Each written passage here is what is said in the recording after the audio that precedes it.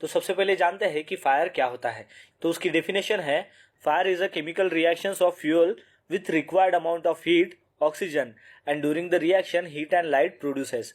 Fire यानी कि एक ऐसा केमिकल रिएक्शंस होता है जिसमें फ्यूल हो गया, हीट हो गया और ऑक्सीजन हो गया, इन तीनों का एक केमिकल रिएक्शंस होता है और उस केमिकल रिएक्शन से हीट और लाइट जो है वो प्रोड्यूस होती है, उसे फायर कहते हैं। तो चलिए अब जानते हैं कि ये फायर के एलिमेंट्स क्या होते हैं। तो एलिमेंट्स ऑफ फायर में आता है सबसे पहले फ्यूल, फिर है ऑक्सीजन, फिर है हीट। लेकिन इसमें भी हमें एक बात समझना बहुत ही जरूरी है।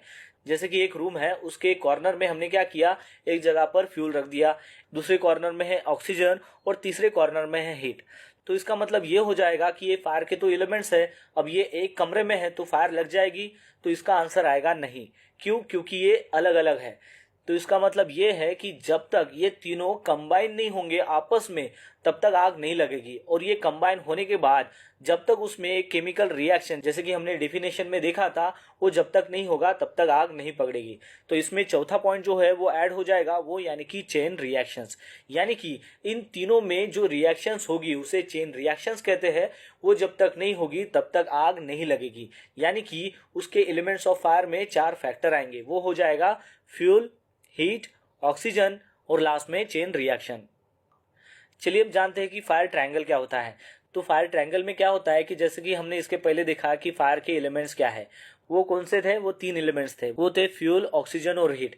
अब ये जो फ्यूल, ऑक्सीजन और हीट है, इन तीनों को अगर कंबाइन किया जाए तो उसके बाद जो एक चेन रिएक्शंस फॉर्म होगी उसी को फायर ट्रायंगल कहते हैं। यानी कि फायर ट्रायंगल क्या हो जाएगा, fuel plus oxygen plus heat plus chain reactions. ये जब चारों कंबाइन होंगे तभी फायर ऑकर होगी और फिर उस फायर को फायर ट्रायंगल कहेंगे। आपको एक बात यहाँ पर ध्यान में रखनी है कि अब फायर ट्रायंगल को फायर टेट्राहेड्रन कहते हैं, क्योंकि पहले फायर ट्रायंगल में 3 कंपोनेंट्स आते थे, वो थे ऑक्सीजन, हीट और फ्यूल। लेकिन अब जब से ये चौथा कंपोनेंट्स ऐड हुआ, यानी कि जो चेन रिएक्शन हमने इसमें देखा है, तो जब से ये ऐड हुआ है तब से इसका नाम फायर टेट्राहेड्रन हो गया है। यानी कि फायर ट्रायंगल में 3 कंपोनेंट्स होते हैं और फायर टेट्राहेड्रन में 4 कंपोनेंट्स होते हैं। आपको और एक बात यहाँ पर ध्यान में रखनी है कि ये जो फायर ट्रायंगल्स के एलिमेंट्स है, इसमें से अगर एक भी एलिमेंट्स वहाँ पर नहीं रहेगा तो ये फायर ऑकर नहीं होगी। एग्जाम्पल के तौर पर ये जो तीनों एलिमेंट्स है, जैसे कि फ्यूल, ऑक्सीजन और हीट, इसमें से एक भी एलिमेंट्स अगर आप निकाल दोगे तो उसकी चेन रिएक्शन फॉर्म नहीं होगी और वो फायर ऑकर नहीं होगा। तो दोस्तों, इस वीडियो के माध्यम से आपको समझ में आ गया होगा कि फायर क्या होता है, फायर के एलिमेंट्स क्या है, फायर ट्रायंगल क्या होता है।